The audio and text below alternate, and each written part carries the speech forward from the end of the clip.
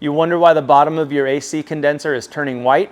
Well, there's a few things that could be happening. Number one, we want to determine, do you have a heat pump or is it just a straight air conditioner? If you have a heat pump, in the heating mode, water actually develops on those coil fins inside there and sheds and starts to come down towards the bottom. So you can get some calcification where the water might pool or collect at the very bottom. And if we get in tight here, we can see in these fins that there is some additional corrosion at the bottom of the unit that is relatively natural. You can see on these old units that we pull out for training purposes, there is corrosion on top from rain, water, maybe salt air that sits there. The fins here on the top, or the grill here on the top, is a little rusted and corroded. That just happens over time.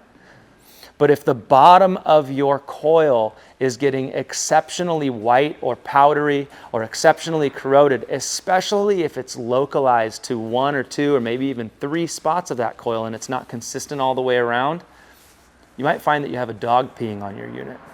That's one of the most common reasons that we have major corrosion on the bottom of a condenser, is because a dog likes to lift their leg and only spritzes the bottom portion of that coil. If you have a dog that's peeing on your unit, we want to remedy that or rectify that quickly, because that ammonia or whatever's in the urine actually eats away at this aluminum fin and creates a really bad situation. It could create a situation where you need to change that system much sooner than expected.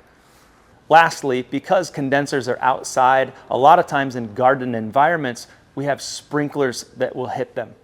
Sometimes the sprinkler just hits the bottom portion of the unit or might sprinkle it all over, but that repeated exposure to tap water will leave mineral deposits and will begin to corrode that system faster than you want it to. So if you do have sprinklers hitting your system, make sure and adjust those, turn them away, or speak with your gardener if you're not the one that installs those things, and have them put it in such a way that it doesn't continue to splash your AC system, and you shouldn't have to deal with that corrosion.